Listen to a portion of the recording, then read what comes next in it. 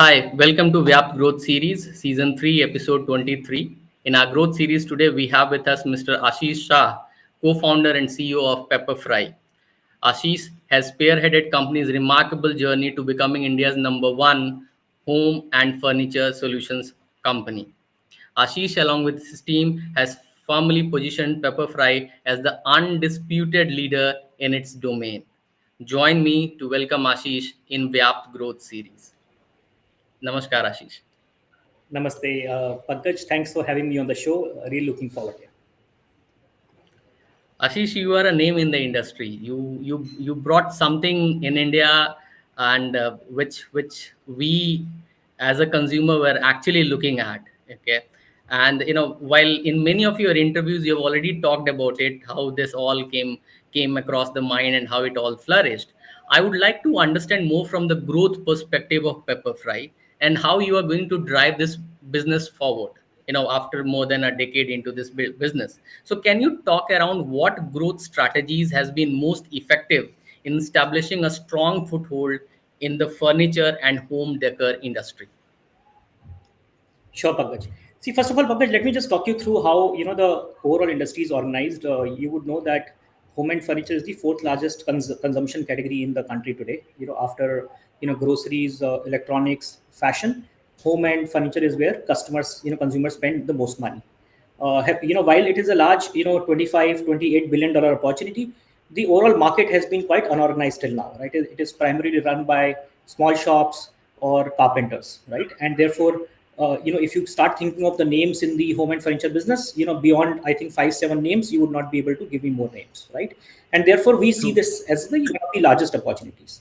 Now, there are two sides, challenges on both sides. The first challenge is on the demand side, right? Which is inherently home and furniture businesses are long tail businesses. Consumers would want to see many more products, many more options before they make a purchase decision, right? However, when you go to a small shop or you call a carpenter home, you are limited by the choice of products, right? And True. therefore, like I said, it's a long tail category, but customers were always limited by the choice of products that they can see anywhere, right? And that's the first problem that Pepperfry has solved, which is, as the marketplace, as the only vertical marketplace in the country today, our first single largest proposition to our sellers, to our buyers, is great variety at great prices. So today on Pepperfry, you could find all the national brands listed on our website, both in home and furniture categories. We have more than 18,000 pieces of furniture to show to you on the platform. We have close to 80,000 home furnishings, decor, mattresses, etc., kitchen and dining options on the platform, right? So we solved a big demand side problem, which is customers always wanted to see more, and they were always limited by options. Pepperfry became the marketplace where the choices became unlimited for the customers, right? So that's the demand side problem that I would say that as a business we have solved. On the supply side, furniture and home businesses have always been a hyper local business, right? If you go to a small shop in Mumbai, the catchment that they cater to would not go beyond 3 kilometers, right? So while artisans, craftsmen, manufacturers, traders were producing great products, they were only limited to a very small catchment, right? And therefore, the entire distribution problem in the furniture business had to be solved, which is the supply side problem, right? So as a manufacturer, if you're producing a great product today, you can just come to Pepperfry, starting from making the listings for you, to make the product online, to marketing it for you so that you can get orders, to fulfilling it for you in 300 plus cities. All of that is Pepperfry's responsibility, right? So in the process, we ended up building India's largest B2C big box logistics channel. Today, through our own supply chain, we reach to around 300 plus cities across the country, right? So we solved both demand and supply side problems. As an early entrant into the business, we had to pioneer in most of the areas. So we learned it by doing it by ourselves. And very happy to tell you that we believe that today Pepperfry has solved a very big problem in the country, which is how do you show so many pieces of home decor and furniture at one place, and how do you distribute furniture to more than 300 plus cities across the country, right? So those are the two big demand side and supply side problems that I would say that we've addressed over the last 1 decade. So you talked about, you have actually given freedom to the customers to pick and choose from a wide variety of products across the Absolutely. country. While doing that, I'm sure a lot of think tank would have been involved, because it's more from a business strategy point of view. No strategy itself is a perfect strategy. It's a combination of a lot of things. So can you talk about what went inside before you actually took a decision? Something, I'm sure I'm getting into the boardroom now, but still, maybe some liners around it. So some liners around how did we, went ahead and executed to the furniture category? Correct, correct. Okay, okay. So again, Pankaj, before starting Pepperfry, I have always been an e-commerce, person. I joined my first e-commerce business in way back in 2001. It was India's largest, e-com business at that point in time. Post which I worked with eBay again around for 9 years. So all of the last 20 to 23 years, I have only done e-commerce in my life, right?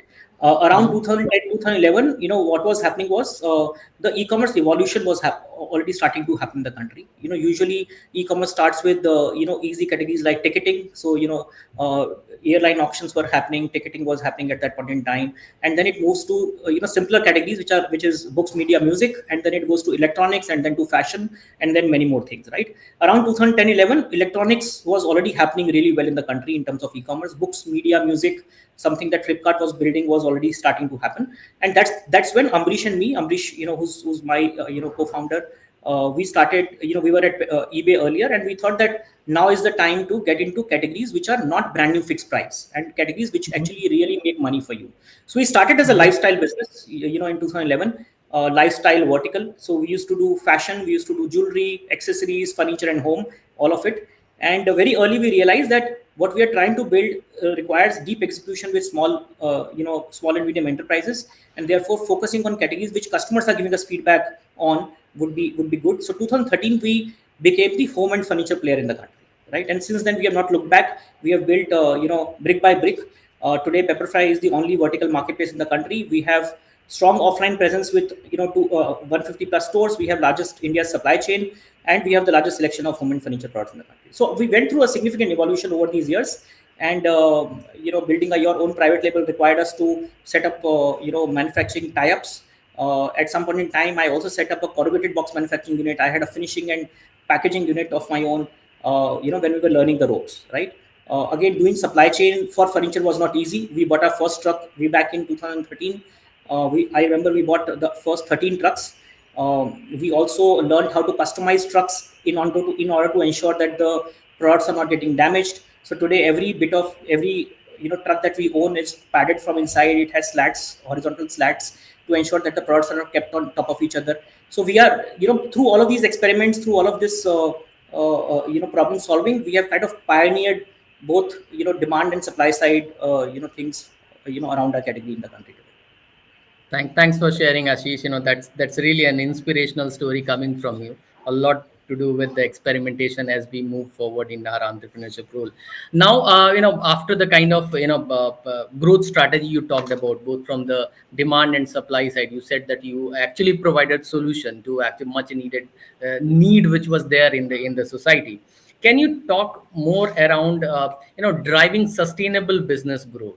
So one is you talked about the need, but then there has to be a sustainable business growth as well. And what and can you talk a little more around what are the emerging trends or areas you foresee driving growth? Sure. So, two, three areas, for sustenance and growth from here on, Pankaj. Pepperfry is today India's largest, visited website. We get around 200,000 visits every day on Pepperfry, out of which 140,000 customers, unique customers visit us, right? While we are the starting point of every home and furniture transaction online, we do between 3.5 to 4,000 transactions, right? Which means a lot of customers are visiting us. We are the entry point of every home and furniture purchase, but we end up doing around 4,000 transactions. Therefore, I see a big opportunity in improving the conversion rates in the website. Something that we started experimenting last year, which is through something called assisted buying. So today on Pepperfry, if a customer is not able to buy by themselves, they can actually pick up a Mhm. phone and call Pepperfry, and we can help them navigate through the platform, right? If you have, let's say, shortlisted products and the products are in your cart, we will call you and ask you if you need help.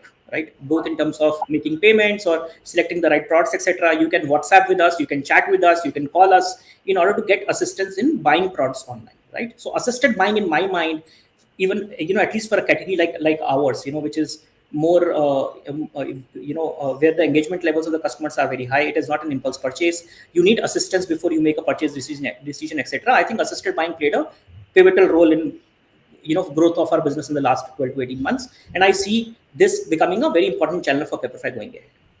The second big area for growth for us here on would be building the entire B2B business. So we have been a pure play B2C business, no COD. Every bit of business is online, every bit of business is prepaid.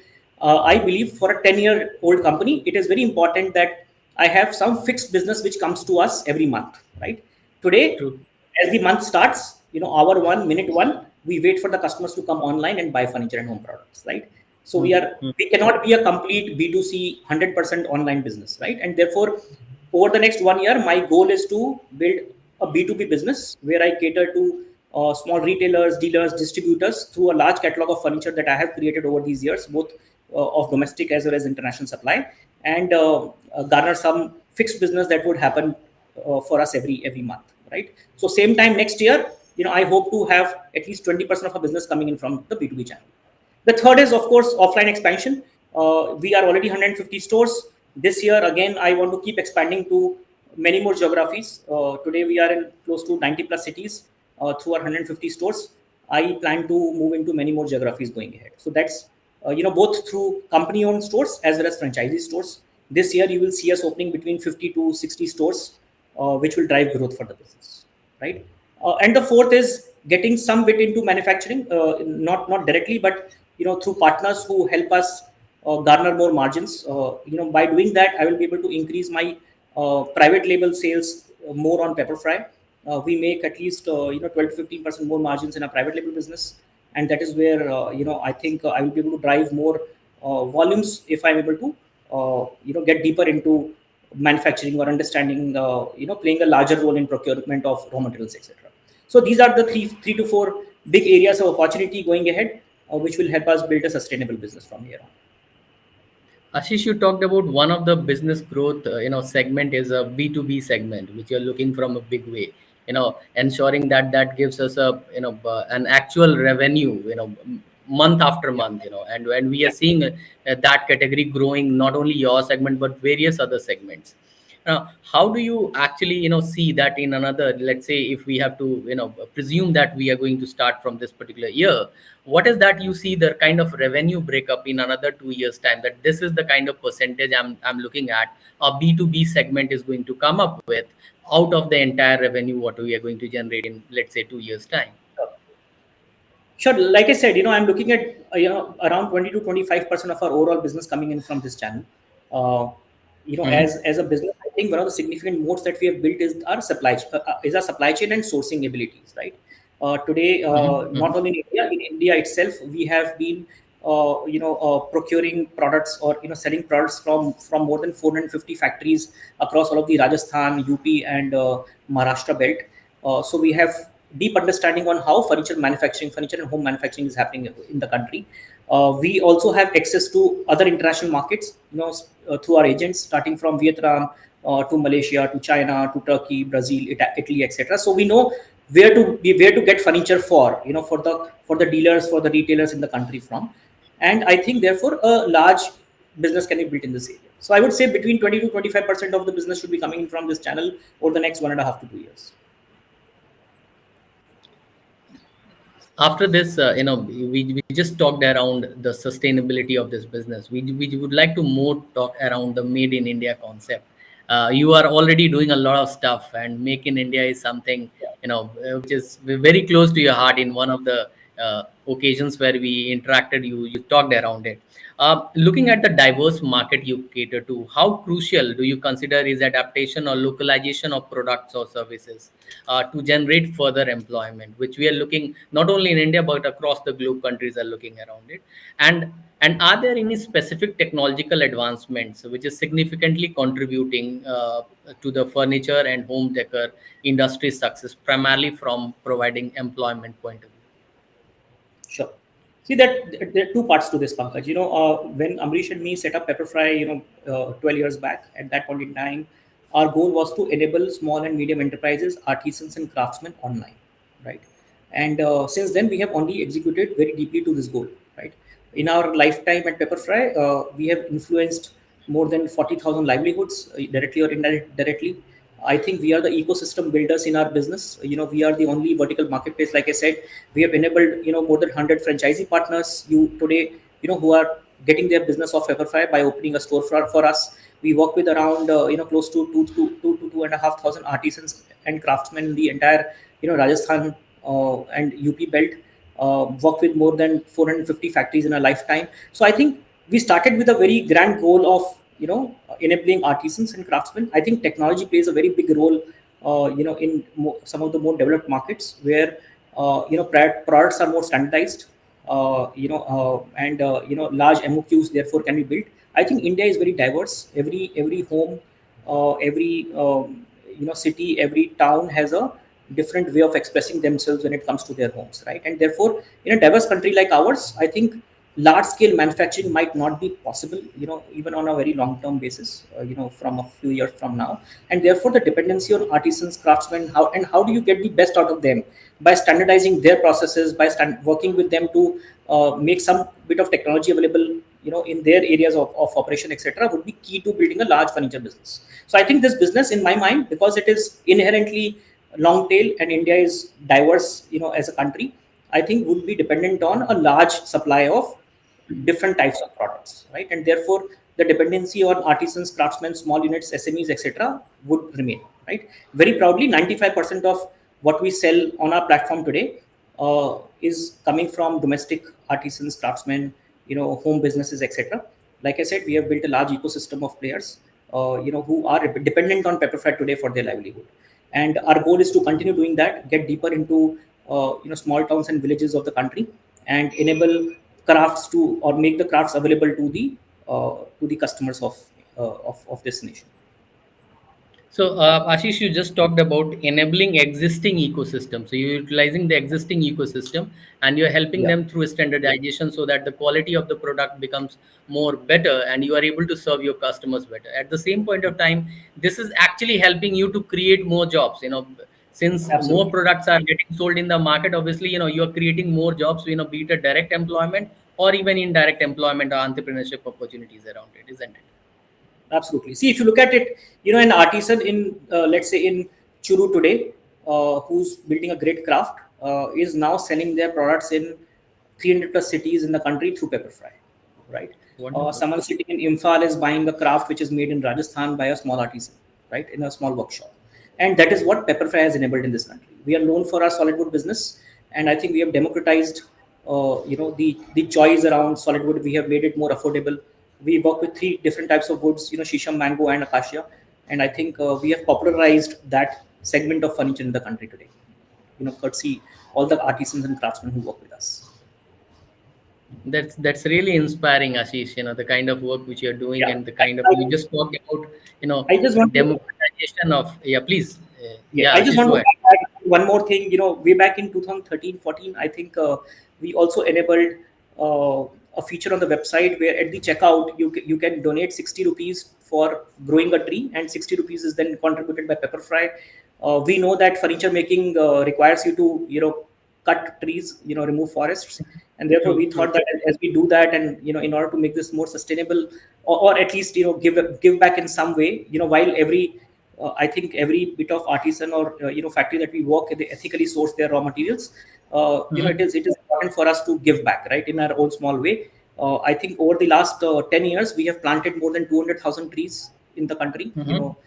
Through this Grow Trees initiative, and you know, plan to continue doing that and at a much larger scale, going forward. Okay, so Ashish, so planting trees, wherein 50% of the contribution is shared by Pepperfry. So that's a noble task coming from Pepperfry. After this business talks, we move on to our next round, and our next round is called a flip round, wherein host becomes guest and the guest becomes host. A question coming from you has to be answered by me in 30 seconds time. Sure. very simple. What inspired you to start VYAPT, and what was your vision behind this? Because I find this very interesting. We had some discussions on consulting, etc. Also, just talk me through, what made you start VYAPT. Uh, Ashish, I think that's a very interesting question, and it's very close to my heart. Where uh, you know the starting function started. So while starting VAPT, there were two things in my mind, and the people those who have been associated with VAPT. One is it is not just a strategy in business which works; it's the implementation of strategy which is equally important, or rather even more important at times. And we saw that there is still a gap even in Indian ecosystem and even outside as well. So we wanted to develop an organization which assists businesses or governments, not only just providing an strategy, but helping them to implement it. So once you help them to implement, you understand what to give and what not to give, because otherwise in just in strategy piece, you can give basis on whatever the market situation is without much of understanding in the internal and external markets. So I think there was a gap, and I think we capitalized on that particular gap, serving more than 200 clients across the globe today. Vyapt is proudly talking about that it's a homegrown consulting firm wherein we are serving the companies of the world. So I think that Awesome. was a gap, I think, and hence we went on to build an organization which is global in nature from Indian soil. uh, Thank you so much, Ashish, for this question. And I would now like to move on to something where what we call learning on the go.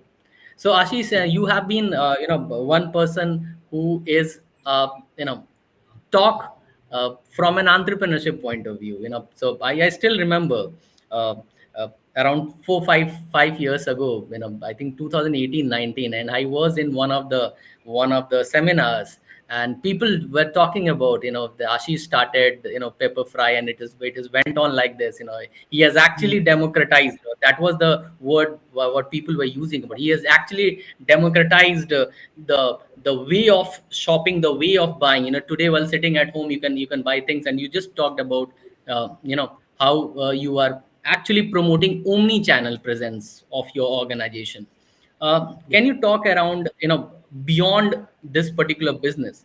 Can you talk around the lessons learned from your colleagues, seniors, maybe from your parents or family members, which has went on to a stage wherein you have took such a strong risk? Today, you are successful, but it could be the other way around as well. It's a double edged sword, entrepreneurship. So can you talk a little more lessons around it, which you still remember, as actually helped you to scale the level which you have reached today? Sure. So Pankaj, I have always believed that a lot of issues, or a lot of problem solving in life happens if you solve only one thing, which is discipline in your life, right? And I Hmm. learned this very early. Discipline helps you prioritize. I remember, if you let's say you talk to someone, and someone who comes late to office, and you ask them why were you late, and they tell you that they were busy watching a football match yesterday night, and therefore they got late, right? So they were punctual for the match. For something that you are prioritizing in your life, for something that you're passionate about, you actually make time, right? So in my mind, discipline, both in terms, and discipline is not only punctuality, right? Discipline in terms of the way you communicate with people, both the time and content of communication. Discipline in terms of the projects that you take up, what to prioritize, what not to prioritize. Discipline, of course, in terms of the time. Discipline in terms of how you treat people, and discipline in terms of how you lead by example. So I think that one word actually solves for most part in my life, and that is one tenet that I have followed and plan to follow, through my career. uh, I want to talk you through, sometimes there are incidents that happen in your life which change the trajectory on how and what you want to build in your career, right? We launched on 3rd of January. Both Ambition and me left eBay, I think June of 2011. We took 6 months to launch our business. 3rd January is when we finally launched our business to our customers, right? Hmm. The day we launched Hmm. our business, we released a coupon for affiliates, right? to realize that on the first day we actually got 1400 orders, right? Okay. Now the first month plan that I had built in terms of my fulfillment capabilities was 50 orders a day, right? 50 orders a day. Now on the Hmm. launch of on the launch of Pepperfry, we got 1400 orders a day. Our website crashed. We started calling customers and we told them, "Don't worry, we have got your money and we'll dispatch your products." For the next Hmm. 20 days, the entire organization, and we were only 40 people at that time, the entire organization was only dispatching orders for the customers. We realized Hmm. that, we started with some ambition. We thought we'll be 50 orders in month one. At the end of month one per day will be this 1400 orders per day. We had to reach at the end of 1.5 years, right? and Hmm. and Hmm. that one incident actually changed our ambition for what we can achieve, right? And since Hmm. then, we started building for larger capacities. We understood that demand can happen if you roll out the right promotions, get right products on the platform, etc. And suddenly, something that you wanted to achieve in 18 months started happening in 3 months itself, right? So some of these incidents, that you go through in your life change the way you want to operate or your ambition in your business going ahead. In one of the investor visits, I was taking an investor to Jodhpur very early days to show them what we are building, right? And took them Hmm. through some merchants, went to some showrooms, etc. And this guy tells me that you produce, you are getting great quality products, but till the time someone is not sitting on them, right? How would they know that you are building, you're bringing such kind of quality online, for your customers, right? I came Hmm. back. Hmm. We had an office at Kanjurmarg at that point in time. On the ground floor, I got an extra space and built a first experience center, which was, omni-channel in December of 2014 was not a word. There was no e-commerce business that used to have offline presence. So at a time when there True. was no omni-channel, I built my first offline store basis the Hmm. feedback that I got from our investors that in a Jodhpur visit, right? That store actually was Hmm. frequently visited, was doing very well, and that gave us confidence Hmm. to open many more. In that year itself, I opened 7 more stores, and after the 22, and today we have more than 150 stores, right? So this entire omni-channel, was invented on Pepperfry because of the feedback that we got from one of our investors during a site visit, right? So these are the episodes, or these are the incidents that happen in your life which actually take you to the direction that you never thought you would take, when you Hmm. start up. And I would say that as an entrepreneur, one of the key skills that you need to have is to keep your eyes and ears open, be always open for feedback which can come from anyone, from your employees, from the artisan that you're working on the ground with in a factory, or your investor or your customer or whosoever, right?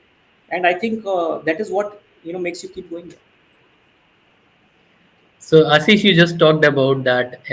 One has to be open to feedbacks, and one has to keep eyes and ears open to understand what the customers are looking at and what the customers would look at in the future. The good part, with the entire entrepreneurship of yours is you actually knew what is going to come in the future. You were able to foresee the future, which many could not, and hence, you are one such organization who actually, helped to take this particular part of, the sector to a long way. Thank you so much, Ashish, for sharing your time with us. And it's always, a pleasure for me to interact with you with such an inspirational story. And I'm sure with the kind of innovative team we will be proud to see such inspirations coming in the future as well as you drive your business for the next level of growth. Thank you so much for spending your time with us. Thank you, Pankaj. My pleasure as well. Thank you for having me on the show. Thank you so much. Bye.